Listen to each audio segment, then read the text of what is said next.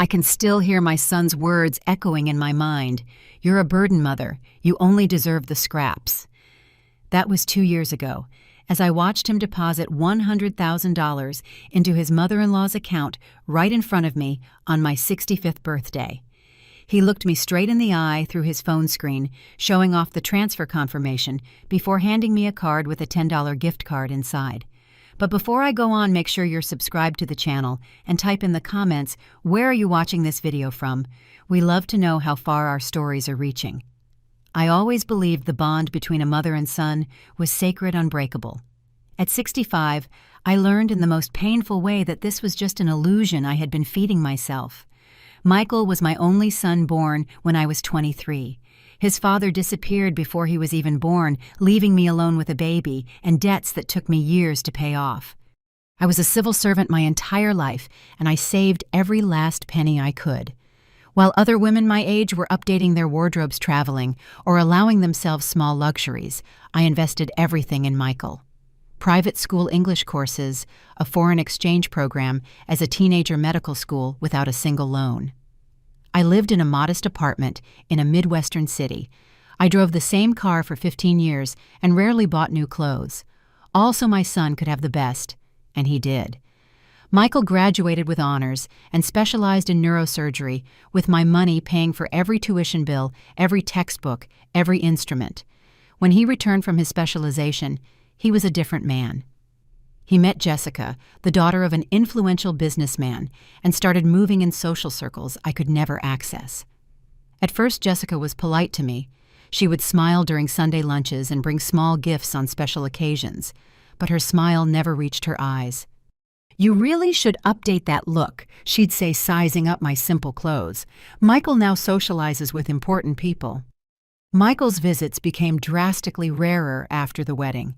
We went from weekly lunches to monthly meetings, then to quick calls on holidays. When I called, he was always busy. "I can't talk right now, Mom. I have patients waiting." Even when I needed help, like when I was hospitalized with pneumonia, he sent me money for a cab instead of coming to get me. "I hired a nurse for you," he told me over the phone. "I can't cancel my surgeries." The nurse never showed up. The event that changed everything happened on my 65th birthday. Michael and Jessica showed up at my apartment unannounced. For a moment, I felt a spark of hope. Maybe they had remembered after all. "Mom, we need to talk," Michael said, sitting on my worn-out couch without even taking off his jacket, as if he was afraid poverty was contagious. Jessica stood by, looking at her phone, clearly bored to be there. "We're buying a new house in Chestnut Ridge," he announced without even asking how I was. 3-bedroom suites, a heated pool, a gym. It's a major investment for our professional image." "That's wonderful, son," I replied, genuinely happy for him despite everything. "Yes, it's essential to be in the right place to know the right people."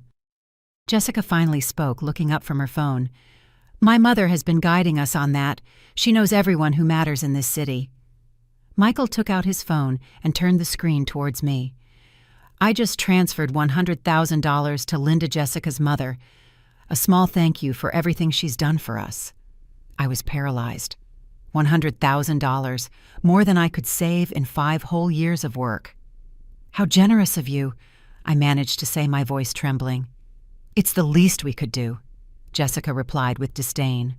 Mom introduced us to the real estate people, the architect.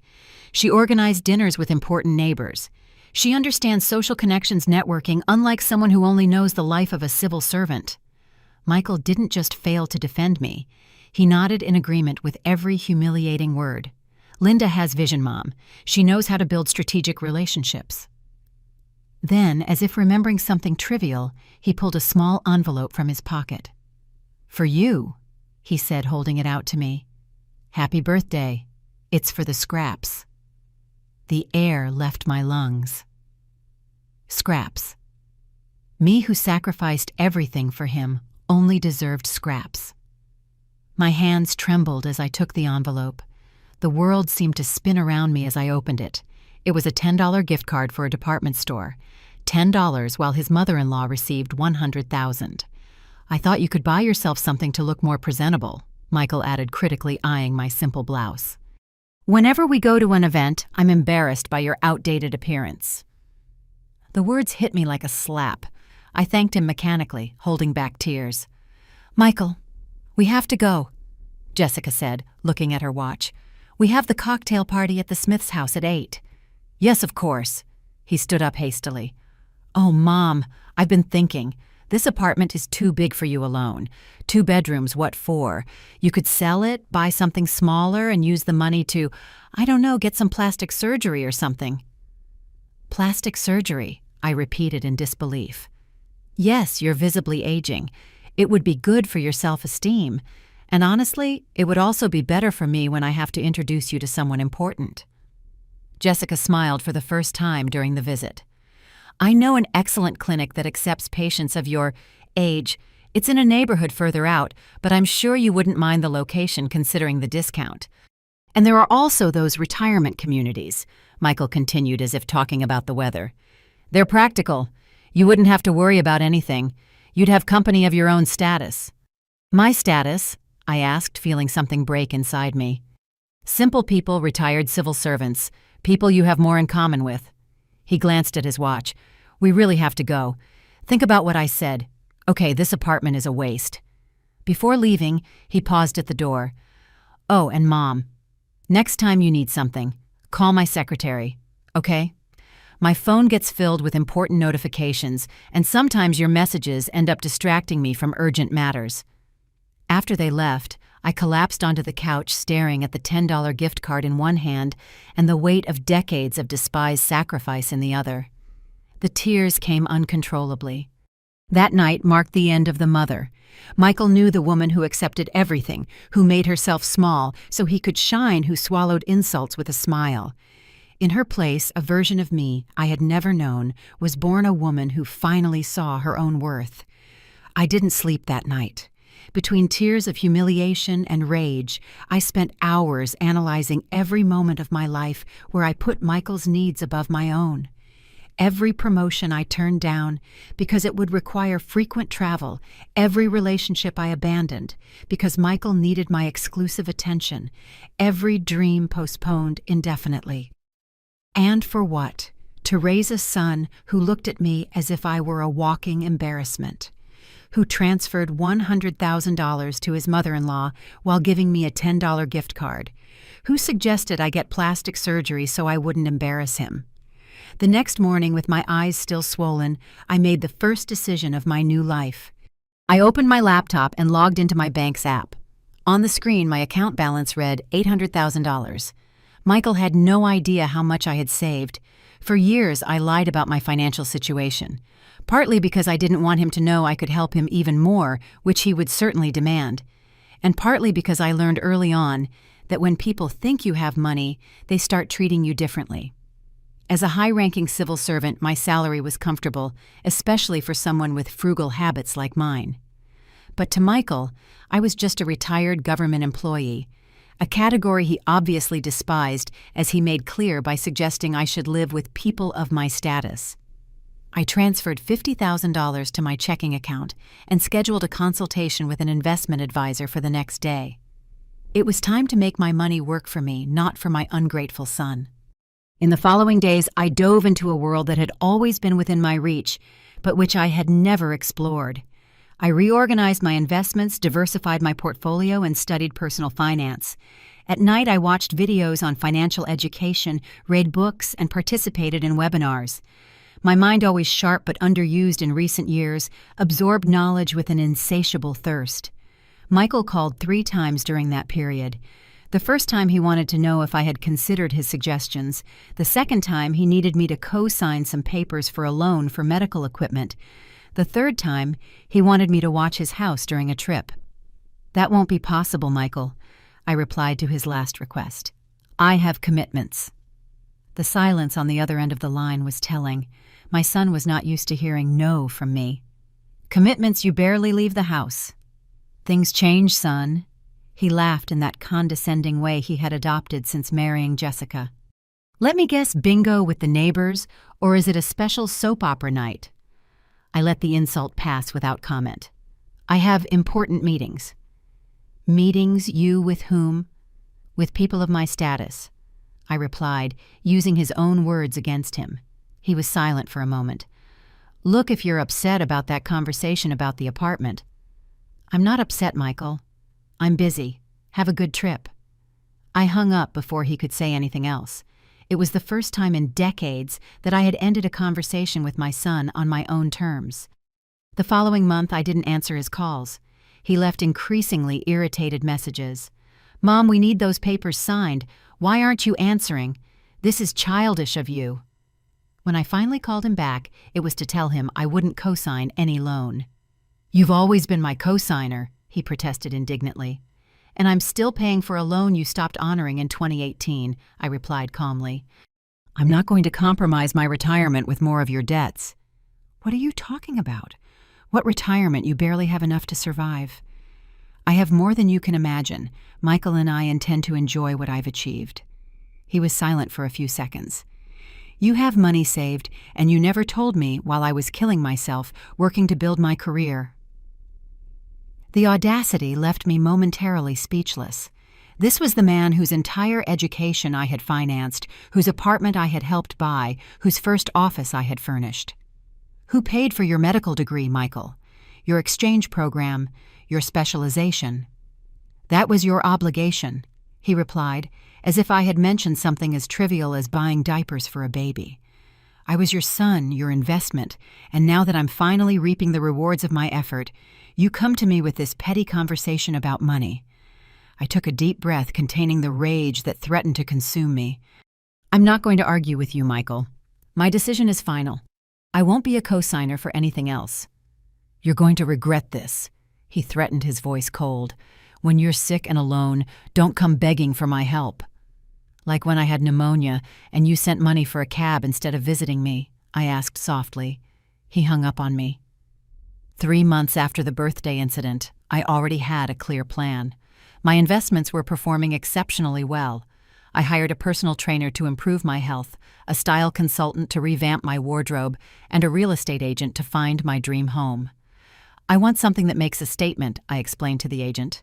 "Something that reflects success, security, and good taste." He showed me several properties, but it was the last one that caught my attention. A 3-suite house in a high-end gated community. Coincidentally, the same community where Michael and Jessica had bought their house with his mother-in-law's help. The property was listed for $1.5 million. "I'm going to make an offer." I decided that same day. $1.4 million cash. The agent looked at me with a mix of surprise and respect. "Are you sure you can—" "I'm absolutely certain," I interrupted, opening my banking app and showing him the balance of my investment account, now considerably larger thanks to the successful trades of the past few months. The offer was accepted within 48 hours. I signed the papers without telling anyone, not even my best friend Sarah, the only person I kept close during this transformation. I would only tell her when the time was right, and that time would be determined exclusively by me. 6 months after the fateful birthday, I was ready. The house had been completely decorated by one of the city's top interior designers. Nothing ostentatious, but unequivocally elegant and sophisticated. I bought a new car. I hired a housekeeper and a gardener. My wardrobe was entirely renewed with pieces from brands that Jessica and her mother loved to show off. It was then that I received an unexpected call from Michael.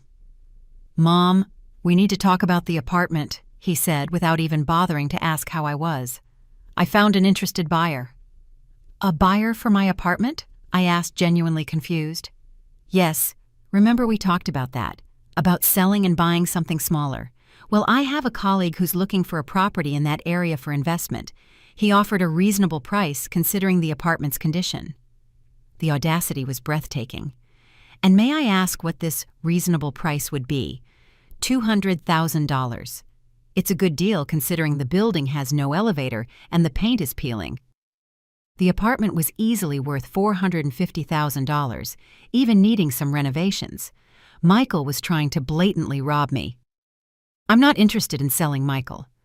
"Mom, be reasonable," he sighed as if dealing with a stubborn child. "You don't need all that space, and frankly, it's becoming dangerous for someone your age to live alone in that neighborhood. I've already set aside a flat in a retirement community. It's small, but it has 24-hour monitoring and recreational activities suitable for you." "Suitable for me?" Yes, bingo crochet things people your age like. There's even a Bible study group on Wednesdays, he added, as if offering an extraordinary benefit. I took a deep breath, containing my rage. Michael, I appreciate your concern, but I've already sorted out my living situation.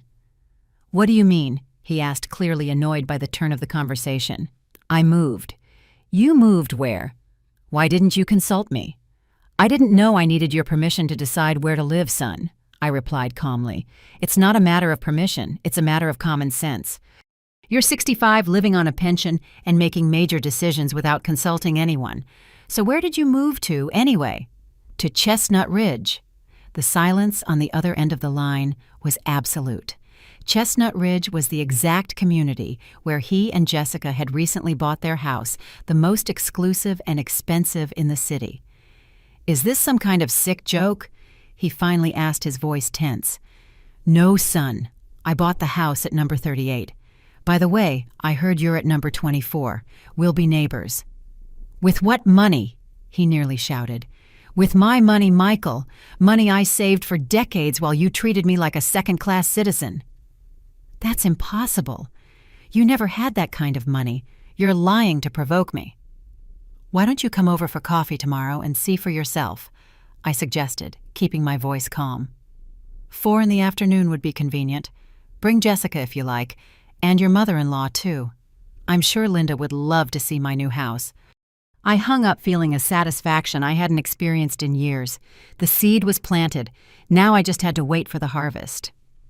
At 3:45 p.m. the next day, I strategically positioned myself on the balcony of my new home.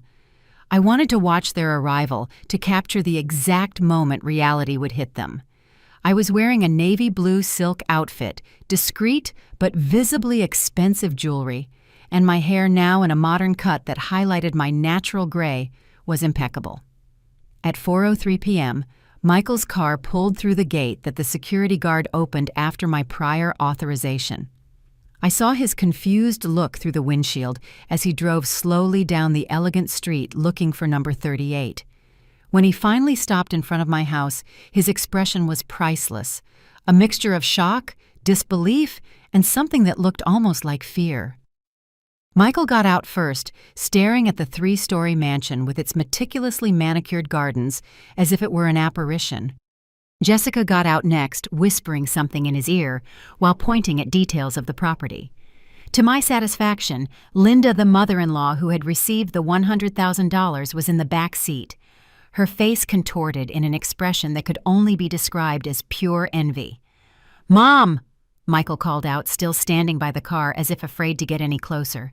"Good afternoon, son," I replied calmly, walking down the steps to greet them. "Jessica, Linda, welcome to my home." The 3 of them stood in silence for a few seconds, taking in the sight of the mansion, and more disturbingly for them, the sight of me, no longer the elderly woman in simple clothes and a submissive posture, but an elegant, confident, and clearly prosperous woman. "This is yours," Michael finally managed to articulate, pointing at the house. "Yes, son, I bought it 2 months ago. Come on, let's go inside. The housekeeper has prepared some delicious coffee." "Housekeeper?" Jessica repeated, her voice an octave higher than usual. I led them down the stone path to the main entrance. As I opened the door, I revealed a breathtaking hall with a marble floor, a curved staircase to the upper floors, and original artwork on the walls. "Emily, this is—" Linda began, clearly trying to mentally recalibrate the image she had of me. "It's beautiful, isn't it?" I completed, motioning for them to follow me into the living room. It cost a bit more than I initially planned, but the agent assured me it's an excellent investment. Properties in this community only appreciate in value.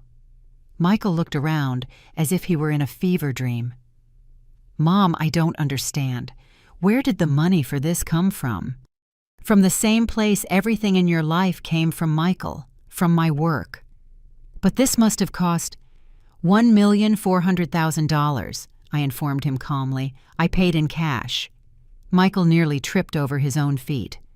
"Cash $1,400,000, that's impossible." "Why would it be impossible, son? I worked for 40 years. I saved. I invested." Unlike some people I know, I never spent more than I could afford just to impress others. I noticed Jessica's cheeks flush an intense red. But you lived in that simple apartment, you drove that old car? Jessica argued, as if my former simplicity was proof I was lying now. I chose to live modestly, Jessica, so my son could have everything I never had. I looked directly at Michael. Private school study abroad programs, medical school specialization, none of that is cheap, as you both well know. You could have lived better, Michael muttered, still absorbing the shock. All this time, I could have, but I prioritized you, Michael. Something you clearly didn't learn to do for others. The housekeeper came in with a tray of coffee served in fine china and carefully arranged pastries. Linda stared at the tea set, which I recognized as the same brand she collected and frequently mentioned at family lunches. "Please help yourselves," I offered gracefully, sitting in an armchair. "The pastries are from the French bakery downtown. The same one that catered your wedding. Isn't that right, Jessica?" Jessica nodded mechanically, still looking around as if trying to find a flaw, something to prove this was all an elaborate sham. "So, what do you think of the neighborhood?" I asked casually. "I heard you bought the house at number 24. It's near the common leisure area, isn't it?" "How did you pay for this?" Michael interrupted, ignoring my question. His voice trembled with contained rage. "And don't give me that story about savings. Nobody saves enough to buy a mansion like this." "You'd be surprised what's possible when you don't waste money on frivolities," I replied calmly. "Besides, I had help from an excellent financial advisor. A recommendation from a neighbor, by the way, the same one who helped Linda plan the purchase of that beach house you promised her." Linda choked on her coffee. "No need to be embarrassed, Linda. Real estate investments are personal decisions. I just find it curious that my son would give his mother-in-law $100,000 to buy a second home while suggesting his own mother move into a retirement community." Michael slammed his cup down on the table with enough force to crack the saucer. "Are you trying to humiliate us? Is that it? Some kind of sick revenge? Humiliate House O'Sun? All of this?" He gestured broadly. "This house, these clothes, this attitude. You were always simple, modest. Now suddenly you're like this. Like what Michael's successful, comfortable, worthy of respect." I leaned forward, keeping my voice controlled. "Or is the problem that now I can't be so easily dismissed?" "No one was dismissing you," he protested weakly.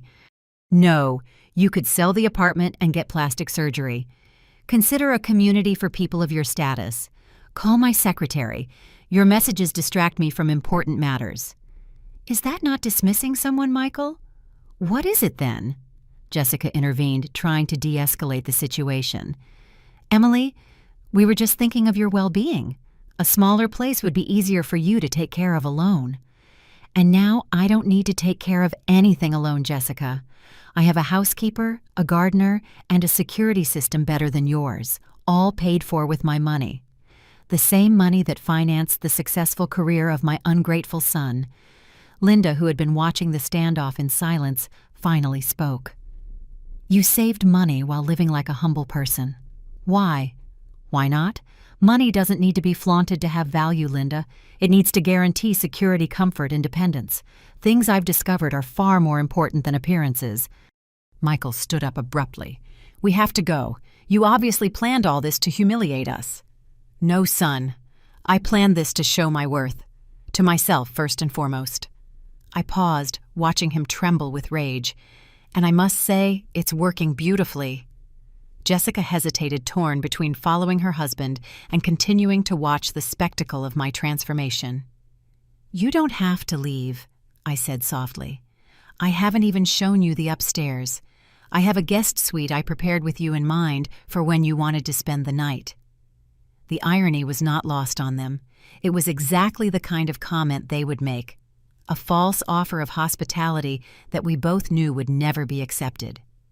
"This is ridiculous," Michael muttered, walking towards the door. "Let's go, Jessica, Mom." "Aren't you even going to ask how I managed to buy this house in the same community as you?" I asked, following them calmly to the exit. "Not even a little bit curious?" Michael stopped, visibly fighting his curiosity. "How?" he finally asked without turning around. I paid $100,000 more than necessary, I replied with a smile. The seller had two similar offers, but he chose mine because he specifically wanted a distinguished lady like myself to live here. Apparently, some of the new families in the community were making a negative impression with their ostentatious behavior.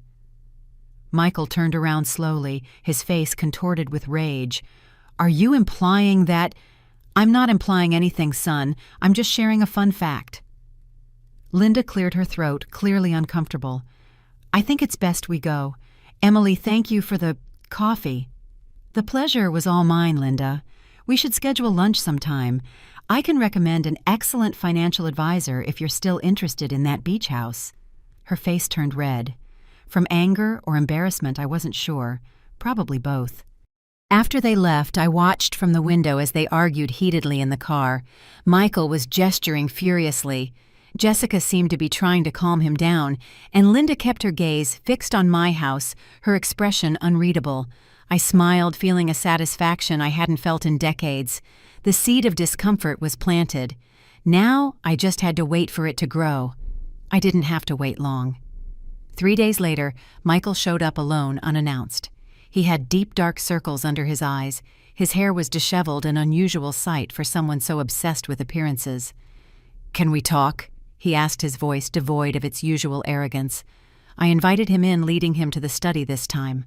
An elegant room with floor-to-ceiling bookshelves and a mahogany desk where I managed my investments. "Impressive," he commented, looking at the books on economics and finance that filled an entire section. "You really are different." I'm being myself, Michael, without shrinking to fit into other people's expectations.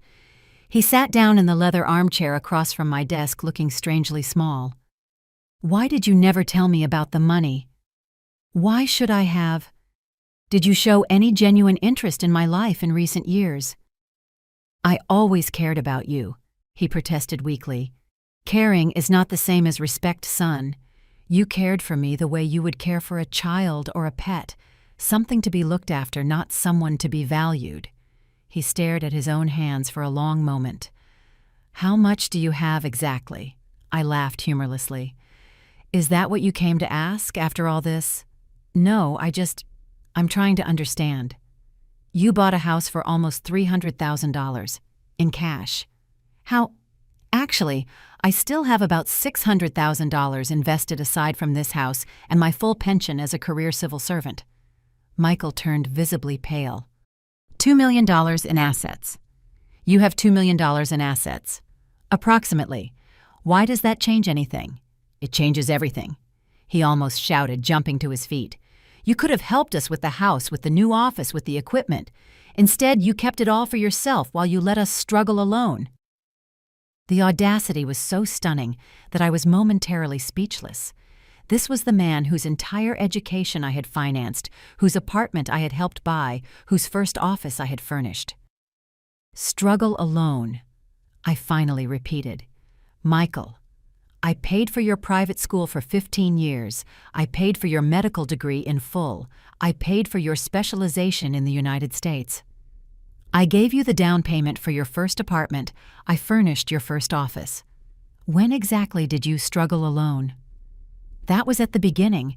Now I have bigger expenses, responsibilities, and image to maintain. And that's my problem because—" And he stared at me, genuinely shocked by my response. For his entire life, I had always given in to his demands, always put his needs before my own. "You're my mother," he finally said, as if that explained everything. "Yes, I am your mother. Not your bank account, not your employee, not your doormat. I never treated you like a doormat. No, Mom, I need you to watch the house while we travel. Mom, could you pick up my suit from the dry cleaners? Mom, I need you to co-sign this loan. Did you ever ask if I had other plans, if I wanted to do those things, if I had dreams of my own?" He didn't answer. "And when I needed you, when I got sick with pneumonia and you sent money for a cab instead of visiting me, when I needed help fixing the leak in the apartment and you said you were too busy, when I asked you to have lunch with me on my birthday and you canceled at the last minute because an important engagement came up. You're being unfair," he protested, but without conviction. "I have a demanding career. And I had a demanding life, Michael, raising you alone, working 2 jobs, postponing my own dreams so you could achieve yours. And how did you thank me? By suggesting I get plastic surgery so I wouldn't embarrass you. He had the decency to look ashamed. That was unfortunate. I didn't mean it that way. But you said it. Just like you said I should move to a community for people of my status, as if I were some kind of second-class citizen. I was thinking about your safety, your well-being. No, Michael. You were thinking about how to get rid of an inconvenient mother who didn't fit into your glamorous new life. I stood up, walking around the desk to face him. You've become exactly the kind of person you always taught me not to be. Arrogant, materialistic, obsessed with status. Is it because of Jessica? He asked, his voice suddenly defensive. Is that it? You never liked her? Jessica is just a symptom, not the cause. You changed when you started to believe you were worth more than the people who helped you get where you are. When you started treating your own mother like a burden while idolizing your wife's family. Linda has important connections, Mom. She knows people who can open doors for my career. And what do I have, Michael? Unconditional love. Decades of sacrifice support at every step of your life. What is that worth to you? He didn't answer, the silence filling the space between us like an uncrossable chasm. Do you know why I bought this house? I finally asked. To humiliate me, obviously, to prove some point. No, son. I bought it because for the first time in 40 years, I decided to live for myself. I decided I deserved more than scraps from my own family's table. That I deserved respect, consideration, a place of honor in the life I helped build. Michael remained silent, but something in his eyes had changed. It was no longer just anger or indignation, but something more complex, perhaps the first flicker of genuine understanding. What do you want from me then? He asked, his voice almost a whisper. I want you to see who I really am, Michael. Not the image you created in your mind of a helpless, old-fashioned woman, a weight to be carried. I want you to understand that human worth isn't in how much money someone has, what connections they can offer, or what doors they can open. And what if I can't? He asked, suddenly vulnerable. What if it's too late? I looked at my son. This man I had raised, loved, sacrificed everything to protect, and I felt a mix of sadness and determination. Then you will live with the consequences of your choices, Michael, just as I am living with mine. Michael's visit marked the beginning of a strange period in our lives. He didn't come back in the following days, but I felt his presence, or perhaps it's better to say, I felt the effects of his deliberate absence. Neighbors commented on seeing him driving slowly past my house, watching as if trying to reconcile the elegant mansion with the woman he had always considered irrelevant. A week later, I received a bouquet of expensive flowers with a simple card. We need to talk, Michael. I didn't respond. The flowers were beautiful, but they felt more like an attempt to buy his way in than a sincere apology. 3 days later, he tried again, this time with a box of fine chocolates from a French pastry shop I had mentioned years ago that I liked long before he started treating me like an annoyance. The card read, Please, Mom, 5 minutes. I still didn't respond. It wasn't cruelty on my part, but self-preservation. For decades, I had allowed Michael to dictate the terms of our relationship. When he wanted attention, I gave it. When he needed help, I offered it. When he dismissed me, I accepted it silently. No more. If we were to rebuild any kind of relationship, it would be on more equal terms. On the 10th day of his official silence and the 20th gift delivery, now it was small daily tokens left with my housekeeper, I received an unexpected visitor. Jessica was at my door alone, visibly nervous. Emily, she greeted formally. Can we talk? I invited her in, noticing how different she seemed, less arrogant, more subdued. Her gaze scanned every detail of the house, with an expression that mixed reluctant admiration and something that looked almost like shame. Michael doesn't know I'm here, she confessed as we sat in the living room. He would be furious if he knew. Why? I asked, genuinely curious. Because he's devastated. Jessica hesitated, choosing her words carefully. Not because of the money or the house, though that was a shock, but because he's finally realized how he's treated you these past few years. Did he say that? Not in those exact words. But he's not sleeping well, barely eating. He spends his time looking at old photos of you two from when he was a child. She paused. I found him crying in his study last night, looking at a photo of you from his 10th birthday. That birthday, I had worked double shifts for 3 months to be able to give him the party he wanted with all his friends from school. The memory brought a pang of pain.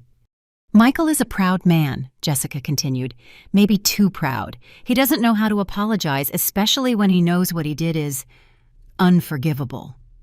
And you, I asked directly, have you also realized anything about how you treated me? Jessica blushed intensely. Yes.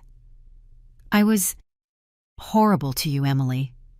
From the beginning, I treated you as if you were less important, less valuable, just because you didn't have the social status my family has or that I thought we had. I thought, she smiled humorlessly. My mother has been furious since she found out about this house. Not with you, with my father. Apparently his solid investments aren't so solid after all. The company has been in trouble for years, and he hid it from her. Jessica shook her head. The irony is that you, who always lived simply and honestly, have more financial security than my parents who live flaunting wealth. Money is deceiving, I commented. Often those who show off the most have the least. I learned that the hard way. She hesitated, nervous. Emily, I know I don't deserve your forgiveness. I'm not even asking for it. I just came to say that Michael is genuinely sorry, even if he doesn't know how to express it. And what does he want now? My money. No. Jessica seemed genuinely horrified. He hasn't even brought up the money again. He just wants, his mother back. I looked at Jessica, this woman who for years had treated me like an inconvenient obstacle, and I saw something I had never noticed before, vulnerability, perhaps even genuine remorse.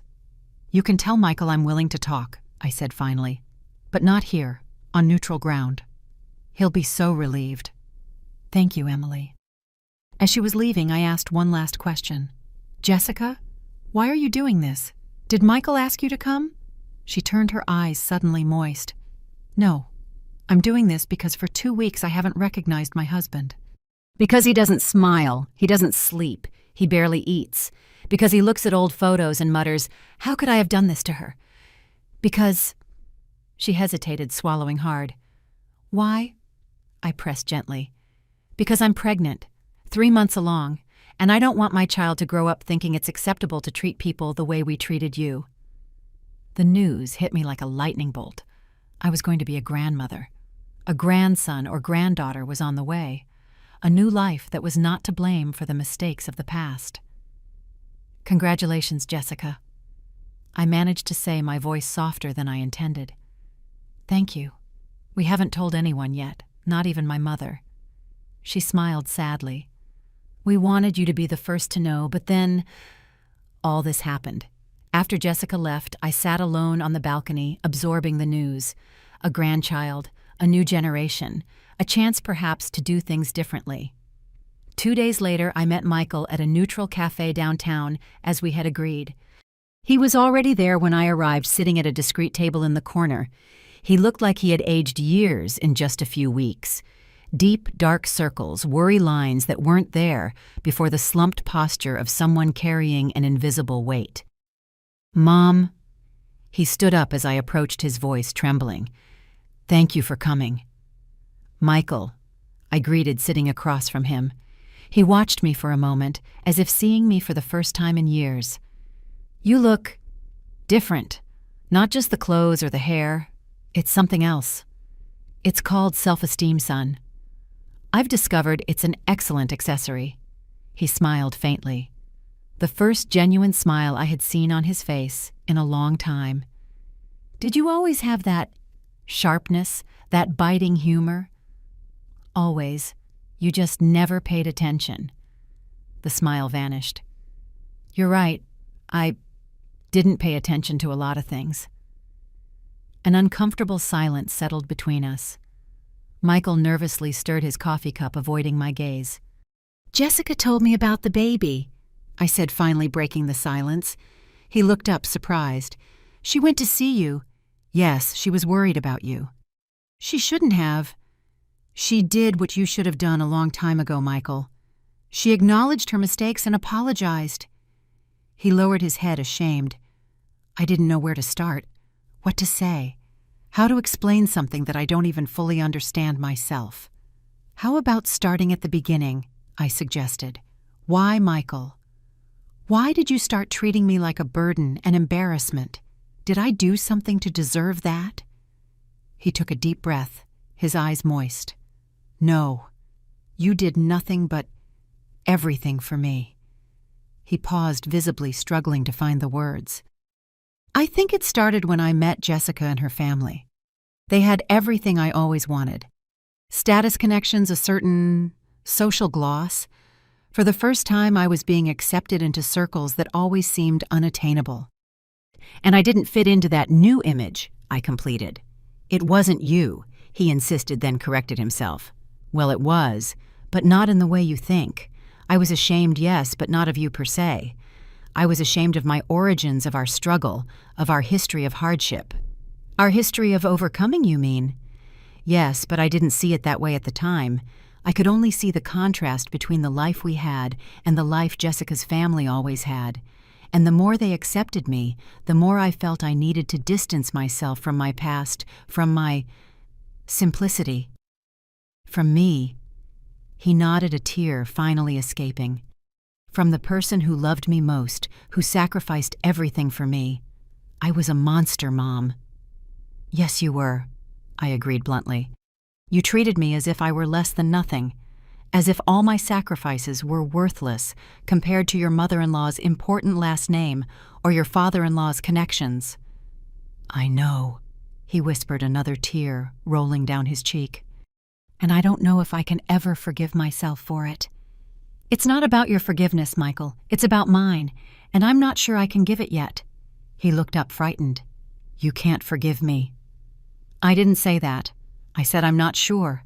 Forgiveness is a journey, son, not a destination, and some wounds are too deep to heal quickly. What can I do? He asked, his voice breaking. How can I fix this? I don't know if you can. I answered honestly. Some things once broken can never be the same.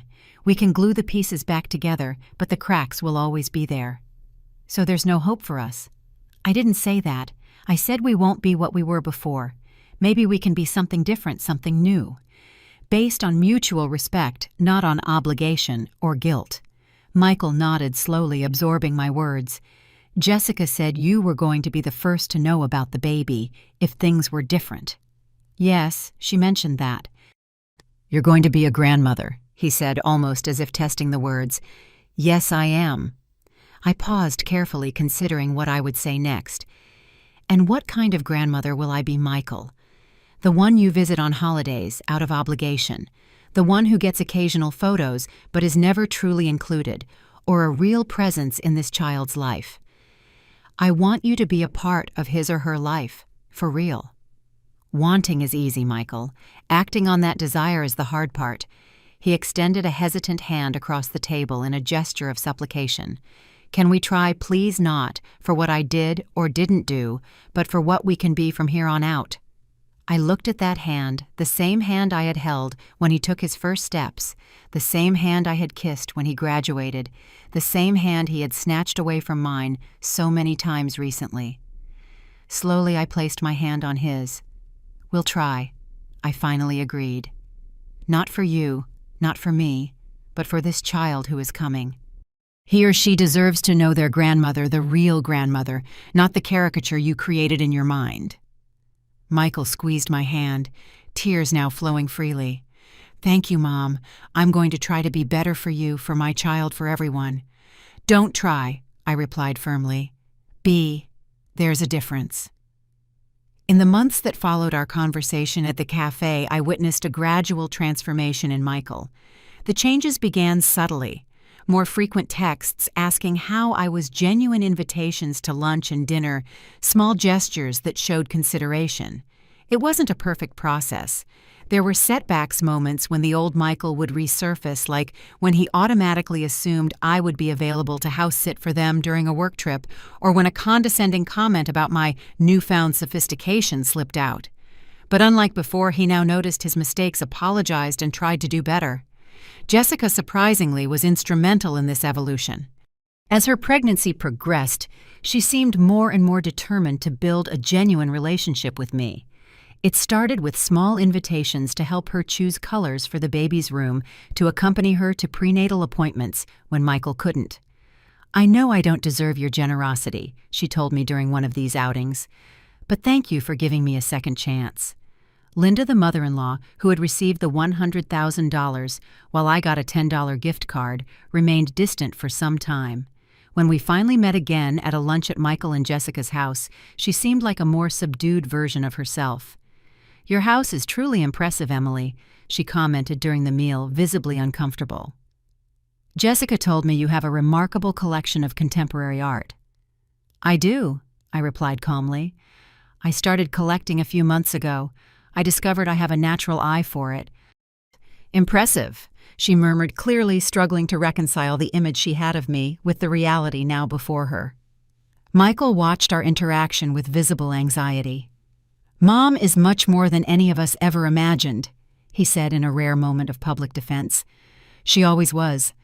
It was a small moment but significant. For the first time, my son was seeing me, truly seeing me, and defending my worth to others. When Jessica entered her 7th month of pregnancy, Michael made an unexpected request. We were having coffee on my balcony, enjoying the afternoon breeze, when he casually mentioned, "We're thinking about names for the baby. If it's a girl, we'd like to name her Emily." The surprise must have been evident on my face because he quickly continued, "Only if you'll allow it, of course. I understand if you find it strange." "Why Emily?" I asked, trying to keep my voice steady despite the sudden emotion. "Because we want our daughter to have her grandmother's strength, integrity, and perseverance," he replied simply. "We want her to know where she comes from, to know her true history, not the edited version I almost imposed." I swallowed hard, fighting back tears. "I would be honored, Michael." He smiled, a genuine smile I rarely saw on his adult face. "Thank you, Mom." In the 8th month, something happened that would have been unthinkable a year earlier. Jessica called me in a panic. She was having premature contractions, and Michael was at a conference in another state. "Can you take me to the hospital?" she asked, her voice trembling. "I don't want to call my mother. She'll just panic and make things worse." "I'm on my way," I replied without hesitation. I arrived in 15 minutes to find Jessica pale and frightened. On the way to the hospital, I held her hand as she breathed through the contractions. "I'm scared," she confessed. "It's too soon." "Everything will be fine," I assured her, with a conviction I didn't know I possessed. "You are strong, Jessica, and this little girl is my granddaughter. She has warrior blood in her veins." At the hospital, I stayed by her side during the exams, monitoring the consultations with specialists. When the doctor finally confirmed that they were just Braxton Hicks contractions, false labor, and that both Jessica and the baby were fine, I cried with relief alongside her. "Thank you for being here," she said, squeezing my hand. "I don't know what I would have done without you." "That's what family is for," I replied, surprising us both. Michael arrived a few hours later, pale with worry. He found us in the waiting room, Jessica already discharged, chatting calmly. "Are you okay?" he asked, hugging his wife carefully. "The baby?" "We're perfectly fine," Jessica reassured him. "Your mother took care of everything. She was incredible." Michael looked at me with a gratitude so deep it hurt. "Thank you, Mom, for being here when I couldn't." "I always was, son," I replied softly. "You just didn't see it." On the way to their house in the back seat of the car, I heard Michael whisper to Jessica, "I don't deserve that woman as a mother." "No," Jessica agreed, "but you can start deserving her from now on." When little Emily was born right on her due date, to everyone's relief, I was the first person Michael called after the delivery. Not Linda, not Jessica's father, but me. "She's perfect, Mom," he said, his voice thick with emotion over the phone. "She has your eyes and your stubborn chin." I arrived at the hospital with a small teddy bear. Not an extravagant gift, just something simple and meaningful. When I walked into the room and saw my son holding that tiny pink bundle, something happened. All the grudges, all the resentment, all the pain accumulated over the years seemed to be momentarily suspended. "Do you want to hold her?" Michael asked, already extending the baby in my direction. I took my granddaughter in my arms, looking at that perfect face, those curious eyes that already seemed to be observing the world with intensity. "Hello, Emily," I whispered. "I'm your grandmother, and you will never, ever doubt your worth." Michael placed a hand on my shoulder, a simple but meaningful gesture. "She's going to have the best grandmother in the world, and this time, I promise, everyone will know it." As I rocked that new life in my arms, I thought about the journey that had brought me here. The pain, the humiliation, the courage it took to finally demand respect. It wasn't a perfect fairy tale ending. It was something more complex, more real, an imperfect reconciliation, a new beginning built on the ruins of the old. In the days following Emily's birth, I watched as the family dynamic subtly shifted. Linda showed up at the hospital, of course, laden with expensive and extravagant gifts, clearly competing for attention and relevance. But I noticed how Michael and Jessica maintained firm boundaries, polite but unequivocal. "Mom, we appreciate the designer clothes, but we really don't need so many," Jessica said gently but firmly. "Emily will grow quickly, and we prefer more practical things right now." "But she needs to look presentable," Linda protested, glancing meaningfully at the simple teddy bear I had brought. "Appearance is important from an early age." "Appearance is the least important quality we want to teach our daughter," Michael replied to my surprise. "We want her to value substance over status exactly like my mother always has." The look of shock on Linda's face was priceless. Even more surprising was the fact that Michael didn't back down or soften his stance as he would have in the past. When they brought the baby home, I was invited to stay for a few days to help. Initially, I hesitated. I didn't want to impose, but Jessica insisted. "Please, Emily," she asked with a sincerity that still surprised me. "I need someone who actually understands babies, not someone who just wants to show off her granddaughter on social media." I accepted, and those days were revealing. I saw how Michael genuinely strove to be a present father even when exhausted after long days at the hospital. I saw how Jessica battled her own insecurities, trying to be a different kind of mother than the model she had known. And I saw how quietly they both began to value me, not just as a convenient grandmother, but as a source of wisdom and support. "How did you do it when I was a baby?" Michael asked me one night as he tried to soothe a crying, inconsolable Emily. "Was I like this too?" "Worse," I replied with a smile. "You only calmed down when I sang that old lullaby, remember the one my grandmother taught me." Michael looked at me, a distant memory surfacing in his eyes. "The one about stars and little boats." "That's the one. Do you still remember it?" I held out my arms, taking little Emily. I began to sing softly the same melody that had rocked my son to sleep decades ago. The baby stopped crying almost instantly, her little eyes fixed on me as the voice and gentle rocking soothed her. "It's almost like magic," Jessica whispered, watching in awe. "It's not magic," I replied. "It's connection. It's unconditional love passing through generations." Michael watched the scene with unshed tears in his eyes. Later, when Jessica and Emily were finally asleep, he found me in the kitchen making tea. "Mom," he began, his voice shaky, How can you be here helping us after everything we did?" I thought carefully before answering. "I'm not here for you, Michael, or even for Jessica. I'm here for Emily, for myself, and for the kind of family I want to help build from now on. You still haven't completely forgiven me," he observed. It wasn't an accusation, just a statement of fact. Forgiveness is a process, son, not an event. I'm on my way, but some wounds take a long time to heal completely. He nodded, accepting my honesty. "Do you know what hurts the most? It's not just the way I treated you in recent years. It's thinking about everything I lost. Conversations we could have had, advice I could have received, moments I wasted because I was too busy trying to impress people who never really cared about me." "We can't get back lost time," I replied softly. "But we can decide how to use the time we have ahead of us." Do you think we can ever have the relationship we should have had?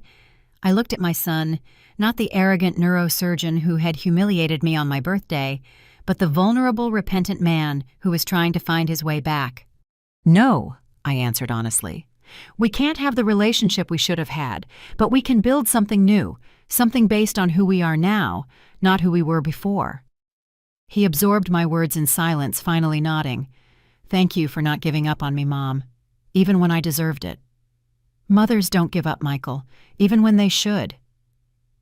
In the following months, our relationship continued to evolve, not without difficulties, of course. There were setbacks, occasional moments of falling into old patterns. Michael still had flashes of arrogance. Jessica occasionally showed traits of the elitism she was raised in. But the crucial difference was that now when it happened, there was acknowledgement, there were genuine apologies, there was a real effort to do better. Linda, on the other hand, had a harder time adapting. The shift in family dynamics where she was no longer the supreme matriarchal figure clearly bothered her. Emily has been spending a lot of time with the baby, I heard her comment once to one of her friends. It's almost as if she's trying to take over my granddaughter. Our granddaughter, Linda, I corrected calmly, entering the room at that moment. And I'm not taking over anyone. I'm just being a grandmother. She blushed, caught off guard. I didn't mean... It's just that you seem to be around a lot lately. Just like you, I replied, keeping my voice neutral. Luckily, Emily has enough love for all her grandmothers. It was a small moment of confrontation, but significant. Linda realized she could no longer talk about me as if I weren't present, no longer belittle me without consequences. The financial situation of Linda and her husband also underwent significant changes during this period. The problems Jessica had mentioned became public when her father's company filed for bankruptcy. Suddenly, the extravagant lunches and expensive gifts stopped. The beach house, which was never purchased, became an even more distant dream. We're going through a restructuring phase, Linda would explain, trying to keep up appearances. It's just a temporary cash flow issue. But the whispers in their social circles told another story of failed investments, accumulated debt, a facade of prosperity hiding years of financial mismanagement. In a strange role reversal, Michael and Jessica now occasionally helped Linda and her husband. Not with large sums like the $100,000 they had once given her, but with small, practical gestures, paying for a dinner offering to cover some bills. It's ironic, isn't it? Jessica commented to me one afternoon as we watched Emily play in my garden. My parents always seemed so invincible, as if money and status were guaranteed. Now I see it was all an illusion. Money is like that, I replied, thinking of my own choices throughout life. It comes and goes. What remains is character, the bonds we build, the impact we have on the lives we touch. Jessica looked at me with an expression that mixed admiration and sadness. You always knew that, didn't you? While the rest of us were busy chasing status, you were building something real. It wasn't always a conscious choice, I admitted. At first I saved out of necessity, then out of habit. Only recently did I realize that I had been building security while others were building appearances. When Emily turned one, Michael and Jessica organized an intimate celebration, just close family and a few dear friends. To my surprise, I was invited to help with the preparations from the very beginning. We want something meaningful, not ostentatious, Michael explained. Something that reflects real values, not fake sophistication. The party was held in my backyard, a choice that would have been unthinkable a year earlier. Linda showed up with an elaborately wrapped gift, an expensive imported doll that Emily was too young to appreciate and clearly expected to be the center of attention. Instead, she witnessed how her daughter and son-in-law had changed, how the small celebration was filled with meaning instead of extravagance, how the maternal grandmother, once an embarrassment to be hidden, was now treated with evident respect. Her opinions valued, her presence clearly cherished. After the guests left, it was just us, Michael, Jessica, little Emily, and me, sitting on the balcony as the sun set. "Thank you, Mom," Michael said softly, breaking the comfortable silence. "For this house, for this day, for everything." "You don't have to thank me," I replied automatically. "I need to," he insisted. "For a long time, I believed that valuing you was an obligation, something to be done out of convenience or habit. Now I understand it's a privilege.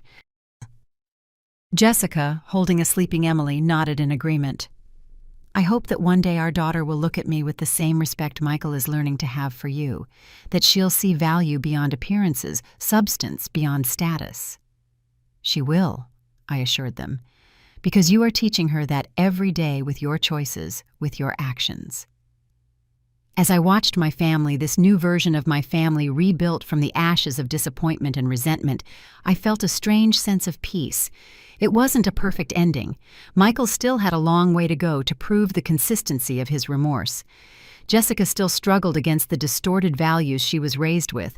Linda would probably never completely change, but something fundamental had changed. I had reclaimed my voice, my power, my dignity. I was no longer the inconvenient mother to be hidden, the old woman to be tolerated, the poor relative to be ashamed of.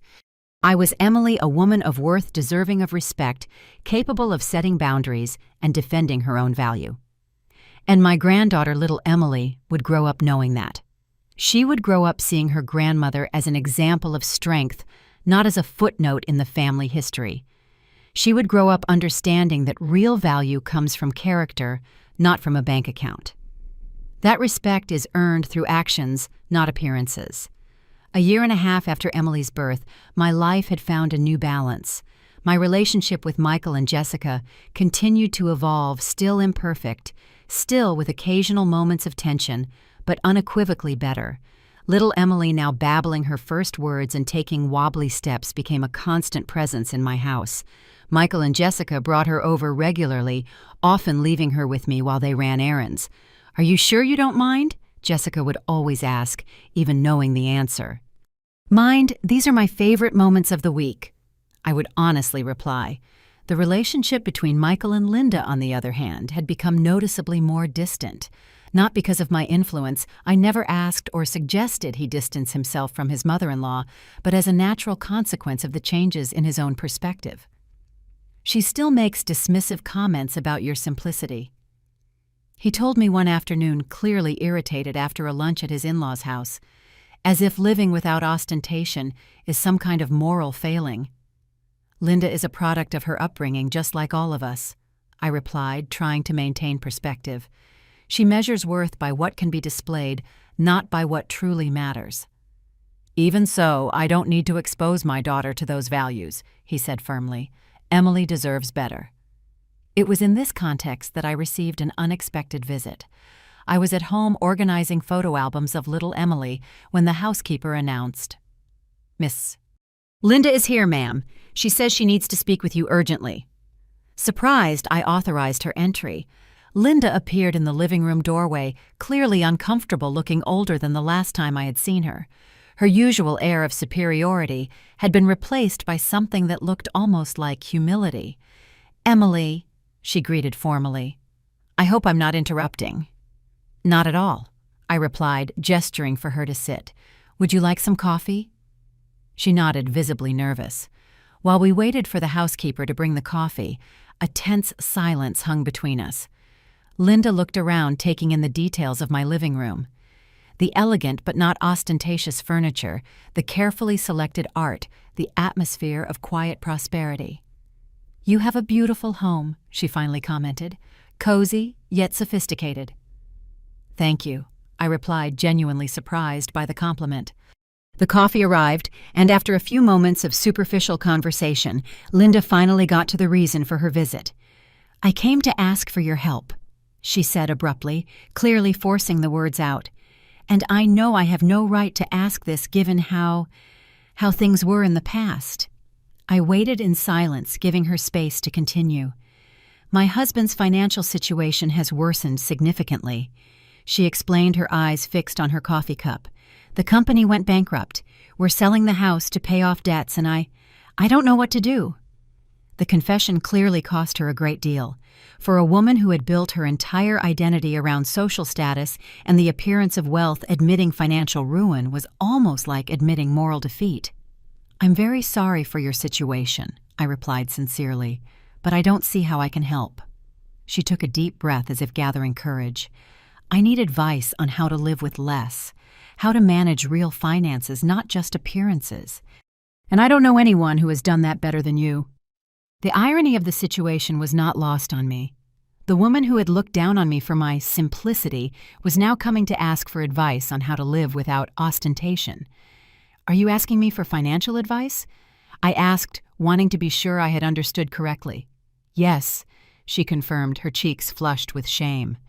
"Michael mentioned that you have an exceptional financial advisor, and that even before that you were always prudent with money." I considered her situation for a moment. It would be easy, temptingly easy, to refuse her to return some of the coldness and disdain she had shown me for years. But what kind of example would that be for my granddaughter? What lesson would it teach about compassion and overcoming adversity? "I can introduce you to my advisor," I said finally, "and I can share some strategies that worked for me over the years." Linda looked up, clearly surprised by my willingness to help. "I thank you very much, but I need to ask you, Linda, are you coming to me only out of financial need, or is there something more to this?" She was silent for a long moment, as if weighing the question. "Initially, yes, it was out of necessity," she finally admitted. "But there is something more. I've watched Michael and Jessica over the past few months, how they've changed, how they seem happier, more centered. And I realized it has something to do with the influence you've had on them." "I don't know if I deserve that credit," I replied honestly. "You do," she insisted. "They talk about different values now, about raising Emily to understand that character matters more than possessions, about building real relationships, not strategic connections." She paused, visibly uncomfortable. "Those were things I didn't teach Jessica, things I didn't value." Her sincerity caught me off guard. For the first time, I saw Linda not as the arrogant mother-in-law who had facilitated my son's estrangement, but as a woman facing the demolition of her entire value system. "It's never too late to relearn priorities," I said softly. "Believe me, I know from my own experience." In the following months, Linda and I developed an unlikely relationship. We weren't friends, there was too much history for that. But we found a mutual respect that would have been unthinkable before. I helped her navigate the transition to a less opulent life, to identify what really mattered to keep and what was just empty showmanship. Her husband ended up getting a modest job at a smaller company, a devastating blow to his ego, but a necessary financial relief. They sold the mansion and moved into a comfortable apartment, but without the luxuries they were used to. "It's strange," she confided in me during one of our meetings. "I thought I would feel diminished, humiliated. But there's a certain freedom in no longer needing to constantly keep up appearances."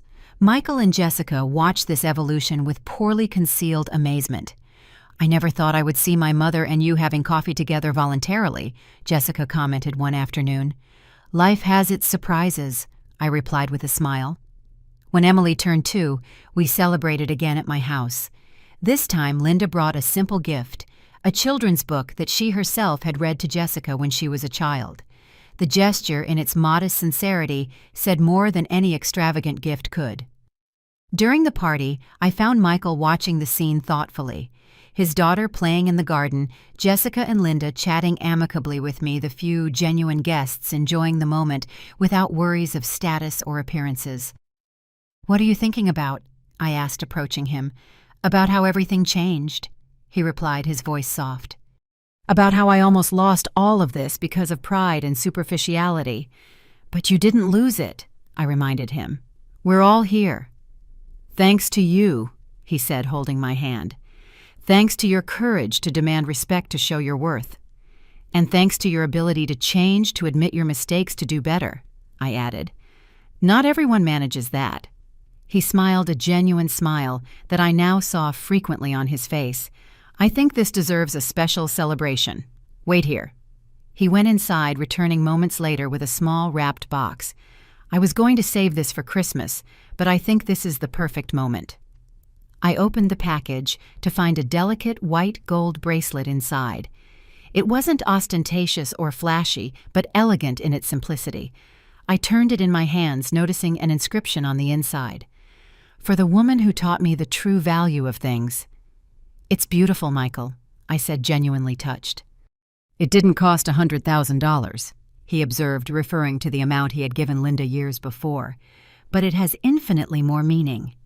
"It's not the price that matters," I replied, putting on the bracelet. "It's the intention, the recognition." He nodded in understanding. "I know that now, and I hope to teach that to Emily, too." As I watched my granddaughter running through the garden, my son finally becoming the man I always knew he could be, Jessica finding her own worth beyond her parents' superficial expectations, and even Linda learning belated lessons about what really matters in life, I felt a deep sense of gratitude. Not for the money that had allowed me to buy this house and force my son to finally see me. Not for the sweet revenge of showing my worth to those who belittled me, but for the entire journey. The pains that strengthened me, the humiliations that taught me to value myself, and especially for the courage I found at 65 to finally say, "I deserve more than this." That $10 gift card on my birthday, compared to the $100,000 given to Linda, had been the greatest humiliation of my life. But now looking back, I realized it had also been the greatest gift, the catalyst that forced me to see my own worth, to demand it from others, and to rebuild my family on foundations more solid than status or appearances.